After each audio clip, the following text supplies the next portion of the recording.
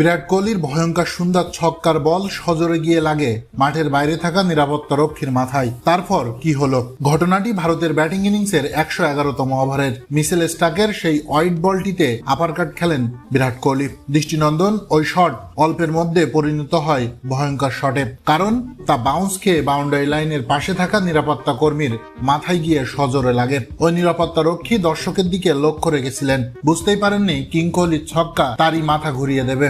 এই ঘটনার পর ওজি টিমের ফিজিও হাজির হন সেই নিরাপত্তা কর্মীর কাছে। তাকে প্রাথমিক চিকিৎসা দেওয়া হয়। তিনি সেই অর্থে খুব বেশি চোট পাননি, সুস্থই রয়েছেন। এমন ঘটনার পর কিছুক্ষণের জন্য খেলা বন্ধ হয়ে থাকে। ওজি ফিজিওর পাশাপাশি দলের তারকা বোলার লাথানো সেই নিরাপত্তা কর্মীকে দেখতে যান।